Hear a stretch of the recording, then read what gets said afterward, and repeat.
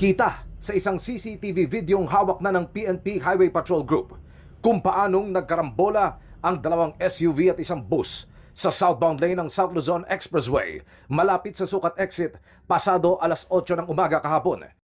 Sa inisyal na pagsisiyasat nakitang unang babangga sa railing ng SLEX ang SUV. Sa lakas ng impact ay tumalsik ito sa middle lane kung saan nabangga naman ito ng parating na isa pang SUV. Tumihaya ang SUV na bumangga sa railings at nagpaikot-ikot malapit sa innermost lane.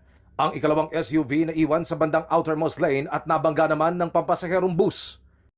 Ay meron pong tatlong individual na nasugatan. Dito sila po yung nagpapagaling sa Asian Hospital. Ligtas ang driver ng unang SUV na isang Korean na lumalabas na responsable sa karambola base sa paunang investigasyon. Hindi po makapagbigay ng salaysay itong Korean national o ito pong driver na nakita po natin na may pagkakamali. Ang speed limit po natin sa ating mga expressway, hindi po yan mababa hanggang 60 to 80. Makikitaan po natin talaga na may pagkabilis ito pong takbo ng ito pong nabanggit po nating vehicle 3.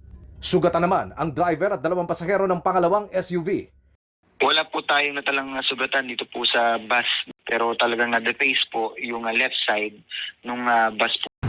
Isang oras din bago naialis sa mga sasakyan kaya bumigat ang trapiko sa lugar. Dapat nasundin po ng ating po mga kaubayan, ng ating po mga batas pang-trapiko, kung ano po dapat ang speed limit. Kung sila naman din po ay nakakaramdam ng pagkapagod or in need po ng pahinga, may mga services po tayo dito po sa mga gantong area like lay-by. Para sa GMA Integrated News, Emilio Sumangil, Nakatutok, 24 Oras.